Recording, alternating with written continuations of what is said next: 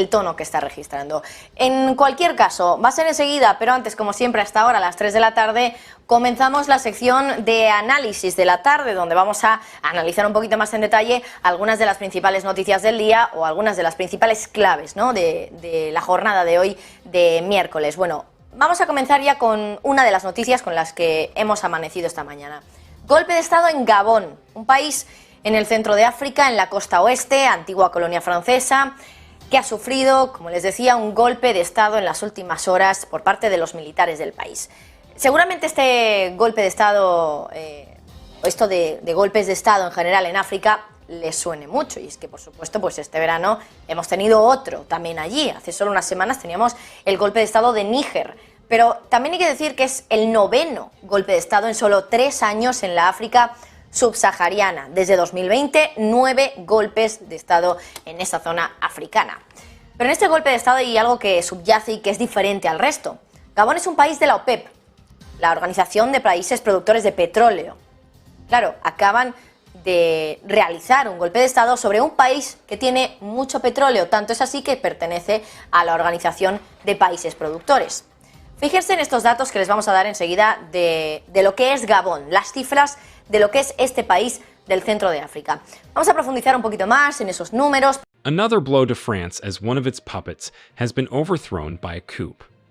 Breaking Wednesday morning, the 30th of August, army officers appeared on Gabon's national TV and announced they had seized power from the current government. They say the election results, which took place on Saturday and declared Ali Bongo winner, has been annulled. The Electoral Commission had announced Mr. Bongo the winner, but the opposition argued it was fraudulent. He had won by just under 2/3 of the votes.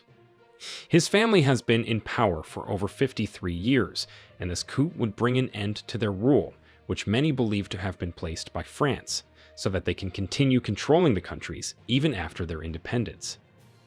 Gabon is one of the biggest oil producers in Africa, and over 90% of this country is covered by forest.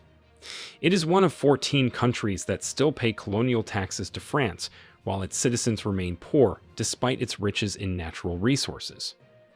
Early Wednesday morning, a total of 12 soldiers appeared on national television to announce the cancellation of results and at the same time dissolving all institutions of the Republic. This comes as a big blow to France, as they have just lost another territory, Niger, to the military leaders of that country. Even before Niger, they lost Mali, Burkina Faso, and Guinea. The military also announced that the country's borders had been closed until they announced for it to open again. Adding to Gabon, this is the 8th former French colony to have a coup in the last 3 years. France said they are monitoring the situation closely. The European Union foreign minister says these military takeovers are gradually increasing instability in Africa.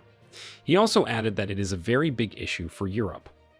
Also, the biggest mining group in Gabon, which is also a French company, which employs thousands of people in the country, announced they have paused all work for security reasons. The coup soldiers claim to be from the Committee of Transition and the Restoration of Institutions, which also represented the security and defense forces of the nation. One of the soldiers even said they had decided to defend peace by bringing an end to the current regime, meaning the end of the Bongo family rule. He added that it was a result of irresponsible, unpredictable governance, resulting in a continuing deterioration in social cohesion that risks leading the country into chaos. Loud gunshots could be heard in the country's capital, Libreville, after the TV broadcast. The communique was played over and over again on the 2 national TV channels. They said all parts of Gabon's defense forces were in support of this. Many say the issue of this coup is not over, as there might be some resistance. Why do you think there are so many coups in former French colonies?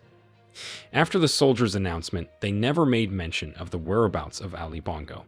It is still unknown.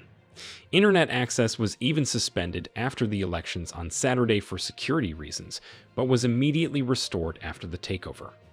A curfew has also been set in place by the military. Just like in past elections in Gabon, there were still concerns about the process in Saturday's elections. The major opposition candidate of that country, Albert Ondo Osso, cried that many polling stations never had ballot papers bearing his name, even though some of the coalition members who had withdrawn still had their names on the sheets. Foreign media was also banned from getting into Gabon to cover the elections. All of Ali Bongo's last 2 elections were disputed as fraudulent by his opposition. This time around, so many controversial changes were noticed on voting papers before Election Day. Remember, Ali Bongo took over the country from his father, Omar Bongo, in 2009. He even suffered a stroke in 2018, which made him inactive as president for over a year. Many people even called for him to resign. The following year, there was even a coup attempt against him, which failed, and the soldiers who attempted were sent to prison for treason. What do you think about this coup? Do you think we would see more French former colonies have more coups?